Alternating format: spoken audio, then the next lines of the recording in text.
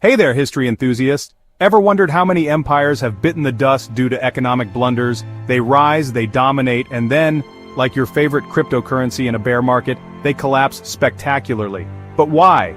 Is it greed, corruption, or is it just a universal law that every empire must eventually turn into a glorified tourist attraction? Buckle up, because this is going to be one bumpy economic ride. First up, the Ottoman Empire, a classic case of too big to function. At its peak, it was the Jeff Bezos of global trade, controlling the Silk Road, spice routes, and pretty much every valuable trade network you can think of.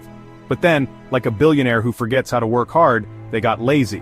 Instead of innovating, they let bureaucracy pile up like unread emails, spent their wealth on lavish palaces, and ignored the fact that their trade dominance was slipping away. Eventually, European powers figured out how to sail around Africa, and suddenly, the Ottomans were left holding an empty money bag. Lesson?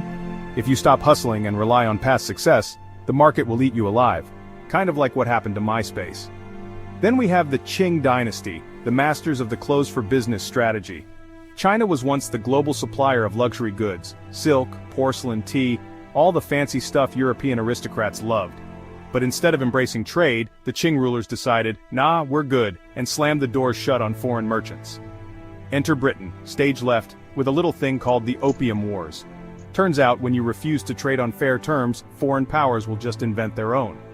The dynasty fell apart faster than a Ponzi scheme under federal investigation, proving that economic isolation is basically financial self-sabotage. China, of course, learned from this mistake and later went on a capitalism speed run, but could they overcorrect and end up in a different kind of collapse? Only time and property bubbles will tell. Now let's talk about the Soviet Union, which tried to run an economy like a DMV, inefficient, frustrating, and completely unsustainable. At first things looked promising.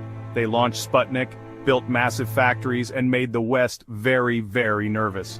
But then reality hit. You can't run a thriving economy on central planning alone, and it turns out people don't love waiting in long lines for bread.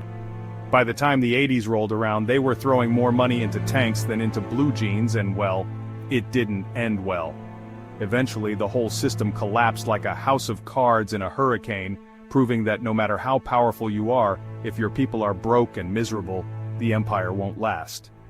So that brings us to today, the US and China, the modern economic titans.